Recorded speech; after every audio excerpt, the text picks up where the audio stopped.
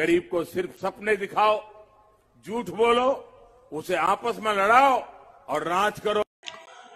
लोकतंत्र का मंदिर, चाहे लोकसभा कहें, चाहे राज्यसभा कहें, चाहे विधानसभा कहें, जितने भी जनप्रतिनिधि जीत के जाते हैं उस मंदिर में जाके बैठते हैं और वहीं मंदिर से नए कानून, नई योजनाएं लागू करते हैं। नाम भी दिया हुआ है पूरे देश की जनता ने, लोकतंत्र का मंदिर। लेकिन मंदिर में जाके, और यदि मंदिर की हम नियम निष्ठा को पालन न करें तो क्या हमें उस मंदिर में बैठने का अधिकार है? मैं कह रहा हूं, आए दिन आप देखिए तो लोकसभा में जिस तरीके से चुने हुए जनप्रतिनिधि, चाहे किसी दल के हो, मैं यहां पे कोई पार्टी विशेष की बात नहीं कर रहा हूं, मैं जनरल बात कर रहा हूं, जो भी राजनीतिक दल निर्दलीय हो या किसी दल से जो जीत के जनप्रतिनिधि जाते हैं, क्या उस मर्यादा का वो वहां जाके पालन करते हैं? और जब वो पालन नहीं वहां कर सकते तो फिर देश की जनता के लिए, देश के लिए कैसे सोच सकते हैं? जिस तरीके से 2 दिन पहले बिहार विधानसभा के अंदर घटना घटी, बहुत निंदनीय है। आप देखिए, तेजस्वी यादव के नेतृत्व में बिहार विधानसभा का घेराव करने की घोषणा की गई। धरना प्रदर्शन हर राजनीतिक दल करती है, जब भी उन्हें मौका मिलता है किसी भी मुद्दे को लेके तो वो धरना प्रदर्शन में लग जाते हैं और अपनी बात सरकार तक पहुंचाने का काम करते हैं। जनता में अपना मैसेज देना चाहते हैं कि हम आपके लिए लड़ रहे हैं। लेकिन प्रश्न ये उठता है कि यदि कोई बड़ा दल हो या छोटा दल हो, संविधान के नियमों का उल्लंघन करे तो क्या यह शोभनीय है?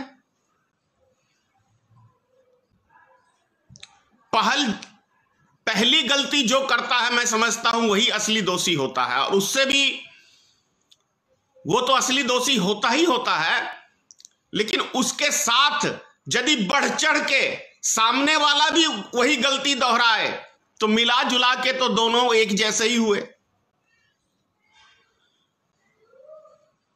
माननीय सभापति का यहां पहुंच जाना,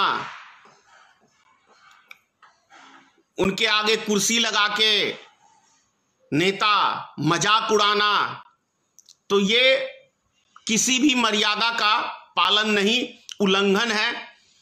इस तरीके की जिस तरह का हम लोग को देखने को मिला बहुत सारे समाचार के माध्यम से, भारतीय मित्र पार्टी इसकी घोर निंदा करता है और मैं आशा करता हूं कि प्रशासन के द्वारा भी जिस तरीके का व्यवहार किया गया है माननीय विधायकों के साथ, इसकी मैं घोर निंदा करता हूं। कहीं भी लगता नहीं कि हम एक दूसरे का सम्मान कर रहे हैं, किसी भी एंगल से। ना तो यह लगता है कि वो जीते हुए जनप्रतिनिधि अपनी मर्यादा में रहते हुए कोई कार्य कर रहे हैं, ना ही बिहार सरकार किसी भी मर्यादा का पालन कर रही है। कि पिछले 16 सालों का इतिहास यदि देख लिया जाए नीतीश कुमार जी का, तो ऐसा कोई आंदोलन नहीं है जिसके ऊपर माननीय नीतीश कुमार ने बर्बरता पूर्वक लाठी चार्ज कराने का काम नहीं किया हो। ऐसा कोई आंदोलन नहीं है। ये नीतीश कुमार की सरकार यदि कहें कि हम हिटलर की सरकार है, मिनी हिटलर, एक हिटलर केंद्र में बैठा हुआ है, दूसरा हिटलर बिहार में बैठा हुआ है, जो same to same Narendra Modi के सिस्टम में और नीतीश कुमार के सिस्टम में कहीं कोई अंतर नहीं है, दोनों एक पे बढ़ के एक है। 15 सालों से 16 सालों से मैं यही देखता आया हूं कि हर आंदोलन को कुचलने का काम माननीय नीतीश कुमार की सरकार ने किया है और आम जनता पे टैक्स असूली का काम वो भी नीतीश कुमार एक दारू बंद करने के बहाने इतना क्या कहते हैं आपको, इतना ज्यादा भ्रष्टाचार बिहार में शायद बिहार के इतिहास में कभी देखने को नहीं मिला। आप जितने पुलिस स्टेशन चले जाइए, जो भी चौकियां पड़ती हैं, सिर्फ और सिर्फ उनकी ड्यूटी है पूरे बिहार के अंदर कि आपको मंथली देना है, आपको मंथली देना है, इतना असूली करके जनता से, चाहे वो सही चीज हो या गलत हो, जैसे भी हो आपको असूली करना है, प्रत्येक दिन असूली करना है। नहीं हो तो मास्क के बहाने आप 50 रुपए असूली करिए, हेलमेट के नाम पे।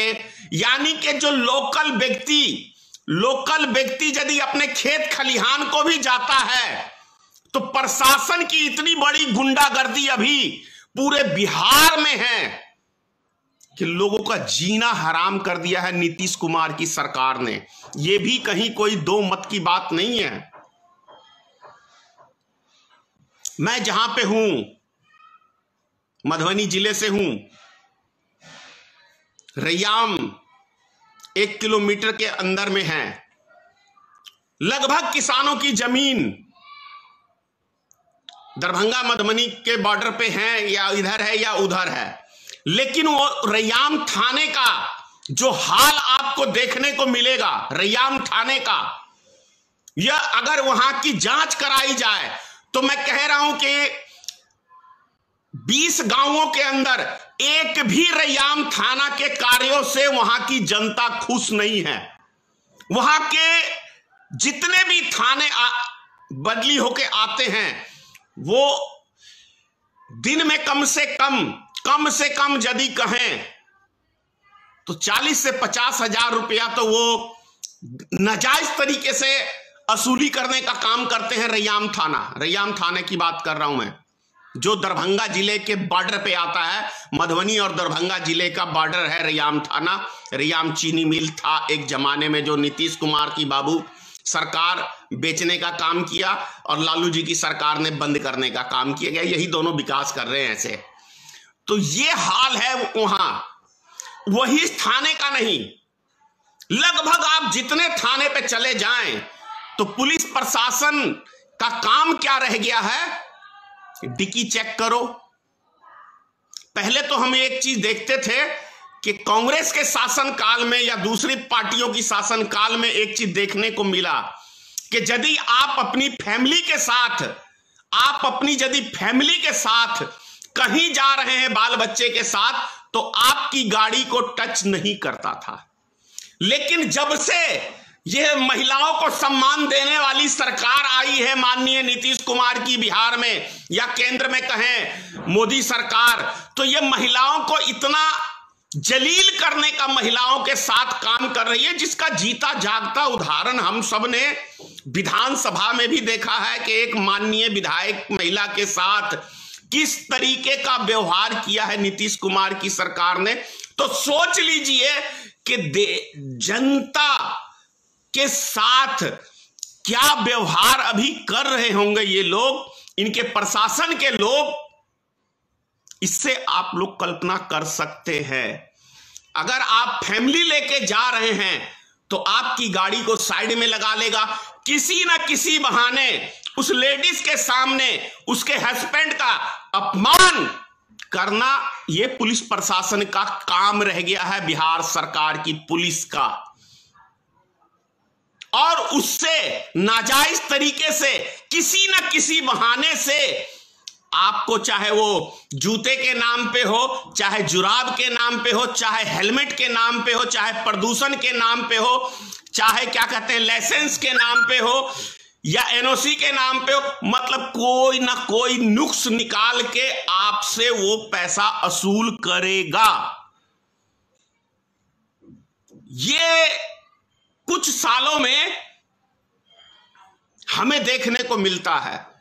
बहाना क्या, वो प्रत्येक दिन आप देखते हैं बलात्कार, हत्याएं, लूटमार, चोरी, डकैती, व्यापारी की हत्या, नेता की हत्या आम बात सी रह गया है बिहार के अंदर। उसको पुलिस प्रशासन पकड़ने में वो नहीं दिखाता है दिलचस्पी, क्योंकि उसमें आमदनी थोड़ी कम है ना।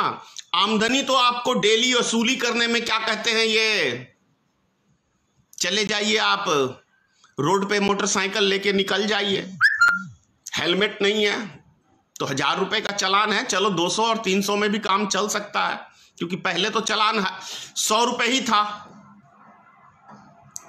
तो ये आपको देखने को मिलेगा बिहार सरकार और केंद्र की जो विकास वाली नीति है। लाइसेंस नहीं है तो 5000, प्रदूषण नहीं है तो 10,000। ऐसे लग रहा है इनके बाप की फैक्ट्री खुल गई है नरेंद्र मोदी और नीतीश कुमार जी की। जितना जैसे मर्जी जनता को लूट लो, विकास पुरुष हैं, पूरे देश की जनता का विकास कर रहे हैं उनको लूट के। और हमारी महान जनता, हमारे देश की महान जनता लुटा रही हैं। थोड़े से 7 साल पहले का भी दिन याद कर लो भाइयों, कि क्या आप चलते थे तो कभी पुलिस प्रशासन आपको टच करता था। 7 साल पहले कितना क्राइम था और आज के टाइम में कितना क्राइम है, ये आप लोग कल्पना कर सकते हैं। क्राइम बढ़ेगा, कोई माइका लाल उसको रोक नहीं सकता। जब देश के अंदर बेरोजगारी बढ़ेगी, राज्यों के अंदर बेरोजगारी बढ़ेगी, तो कोई दुनिया की ताकत क्राइम को नहीं रोक सकती है। जब देश के अंदर बेरोजगारी, भूखमरी फैलेगी तो ऐसी सरकार के बस की बात नहीं है, कि रोजगार तो इनसे संभव है नहीं। ये जीते हैं चुनाव प्रचार के लिए, जीते हैं चुनाव प्रचार के लिए, प्रधानमंत्री बने हैं चुनाव प्रचार के लिए, गृह मंत्री बने हैं दूसरे दल की सरकार गिराने के लिए। इनका काम कितना है, यही है काम। और जो बाकी बचा खुचा है, नीतीश कुमार जी वो कौन सी वो यात्रा करते थे, पता नहीं कौन कौन सी यात्रा नीतीश कुमार भी बिहार में कई बार कर चुके हैं। आप सबने देखा, कभी हाथ मिलाने वाला, कभी हाथ फैलाने वाला, कभी मजदूरी मांगने वाला। एक फैक्ट्री नीतीश कुमार 16 साल में नहीं बता सकते हैं कि इस फैक्ट्री से 2000 या 5000 व्यक्तियों को रोजगार मिल सका है बिहार में, ये नहीं बता सकते हैं। ओ भैया, जिस जमाने में रोड नहीं थे, बिजली नहीं था, उस जमाने में अंग्रेजों ने बिहार के अंदर 16 शुगर चीनी मिल लगाया था उस जमाने में। अब अंग्रेज कब थे? 47 से पहले थे, आप समझ सकते हैं। 1947 से पहले 70 साल में बिहार सरकार चाहे किसी की भी बनी हो, एक इंडस्ट्री नहीं बता सकता है कि शुगर चीनी मिल हमने लगाया है, एक भी। हाँ, जितने थे उन सब को बंद करने का काम लालू प्रसाद की सरकार ने किया था, और उसको बेचने का काम नीतीश कुमार की सरकार ने किया है। एक कहावत है, बाप नंबरी तो बेटा 10 नंबरी। लालू जी यदि थोड़े से भ्रष्ट थे तो मानिए नीतीश कुमार जी 10 गुना भ्रष्ट हैं, 10 गुना भ्रष्ट हैं। ये समझना पड़ेगा। अब देश की जनता को तो रोजगार चाहिए ही नहीं। अब रोजगार की तो कोई हमारे देश में आवश्यकता है ही नहीं। नौजवान अब डिग्री लेके पकौड़े तल रहे हैं। और एक आरएसएस का नेता बोल रहा था कि 20 करोड़ देश की जनता भीख मांगती है, तो अब भीख मांगने का भी काम अब देश की नौजवान जनता को मिलने वाला है। मोदी सरकार देने वाली है, नीतीश कुमार की सरकार देने वाली है। अगर आप चाहते हैं गरीब हर वंचित इंसान की आवाज आप तक पहुंचे तो हमारे चैनल को सब्सक्राइब करें और बेल आइकन का बटन दबाना ना भूलें। देखते रहिए बहुजन हलचल न्यूज।